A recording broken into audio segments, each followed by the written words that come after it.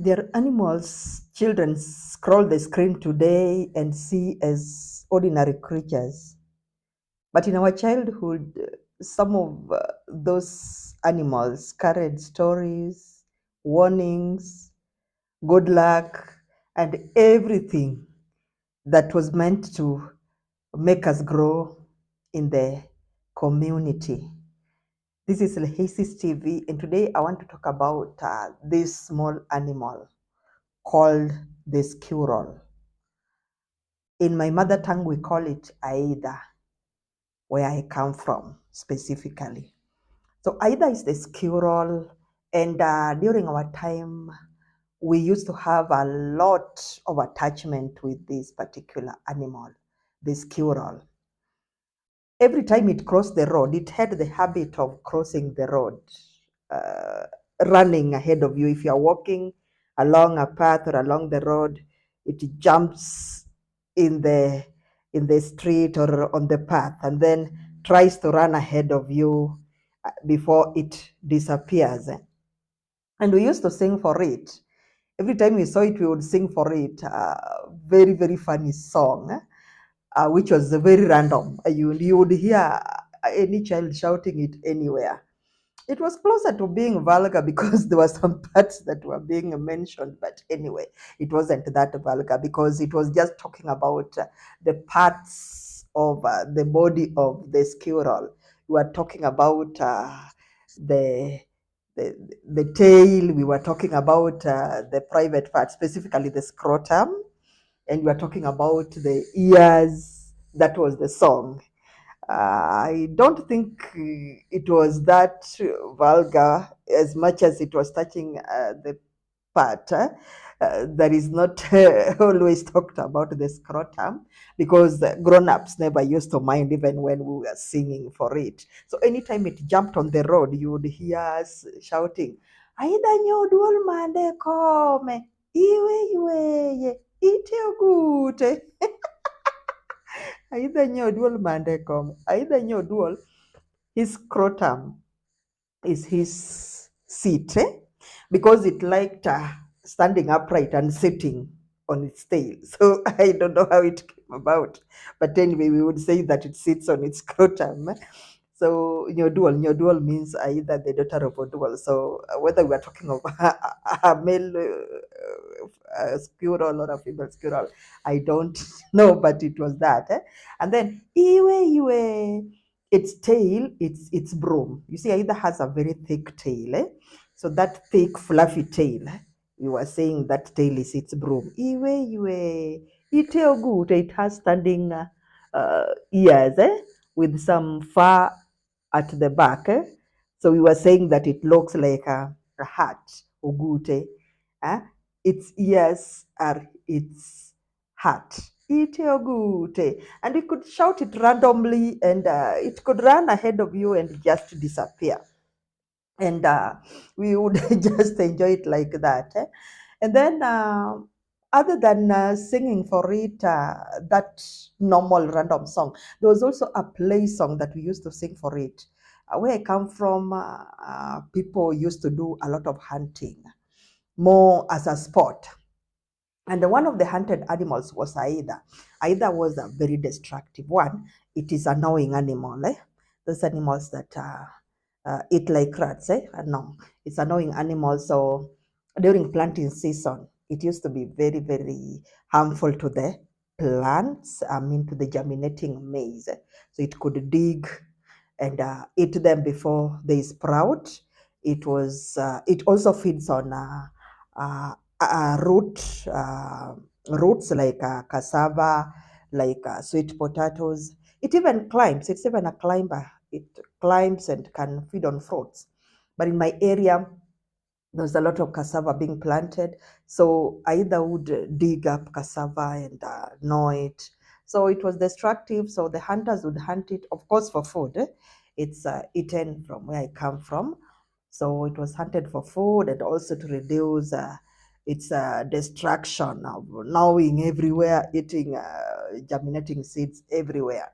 So we grew up with that attitude also, as much as it was also that friendly one that we would sing for and just laugh. we also grew up with that warlike attitude that either should be fought, because it's a destroyer. So it was destroying our cassava. So we had another play song that we would sing almost like a war cry. Wanaromne ko amalo, aida wanaromne ko akomuogo. Wanaromne gitong, aida wanaromne ko akomuogo. Wanaromne girunge, aida wanaromne ko akomuogo. Wanarom gi pat gi chwat. Aida wanarom ne ko akomuogo. So that one is our song almost. We are preparing to meet the squirrel. Wanaromne, we will meet him. We'll meet the squirrel when he's from the cassava plantation, or from the cassava, from destroying our cassavas, or from the cassava farm. We will meet him with the spears. Wanaromne gitong. Either one around Neko Akomo, that was like a climax. We'll meet him with spears. We'll meet either with clubs. One around Girunge clubs. Either one around Neko Akomo, we'll meet him from the cassavas when he's from the cassava farm. One around Nagichwatagi pat. We will meet him with canes and slabs. Either one around Neko Akomo. And that was almost like our cry song, preparing to meet the destroyer, the squirrel. And there was also a community belief, that when you are going somewhere and a squirrel crosses your path, then and it's the first among the first animals that crosses your path, then it was perceived as good luck. It was said that you have good luck. You are going to get what you are going for. And so a squirrel was also seen as a sign of good luck. It crossing your path was a sign of good luck. And at the same time, it's a burrowing animal, I've told you, and it has the habit of digging many camps, mostly to hide food, and also to confuse predators, to confuse hunters. You can find that it burrows, it digs a hole here, and digs another one, digs another. So can find many holes. So sometimes it digs one, and it will not come with this one. It has the next one. It can dig the entry one and dig another one for coming out, and dig another one and dig another one. And out of its many camps, it keeps food. So it can keep food here and keep another food. So it had the habit of digging many holes and keeping food, and also hiding in as different holes as possible. Sometimes it even keeps food and forgets all about it. And therefore, it was used also to refer to a polygamous man. Like my father was a polygamous man. He had three homes, I mean. They had three homes. My father had six wives, with three homes. So because he was having many homes, so either Rakambi, we were calling him either Rakambi, either Rakambi is somebody who owns many camps. So sometimes to dismiss a polygamous man is not a good term, as in it's a sort of ridiculing term. So sometimes my mothers could use it when they are sort of ridiculing my dad's way of having many families or many homes or many wives, so to speak, of a polygamous man. Like somebody would say that, macha ida rakabi, angera kode kumodhi oninde. That one is a squirrel. Uh, a man with many camps. That one is a squirrel, a camp man. Can I know where he has spent his night? So the squirrel had so many attachments. There's so much that we enjoyed. So it was not just seeing a squirrel as a squirrel. It was a squirrel with so many terms, a squirrel with so many teachings, a squirrel with so many beliefs.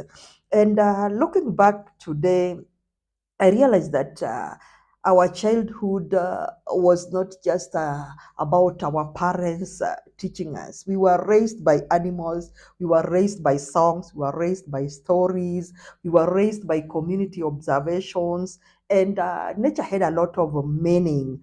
especially the animals, had a lot of meaning, like I've told you of this particular animal. So, for the love of animals, if you have a story of any animal that raised you up, or that you know its habits that are worth talking about, are worth noting, then I want you to comment and share this video so that we can be able to appreciate nature as part of our classroom. Once again, this is Lehecys TV, and this is Home and Heritage, where we talk about nature, we talk about our communities, we talk about our culture, we talk about everything that surrounded us then and that is still surrounding us now, that is fertile for nurturing us. Thank you so much.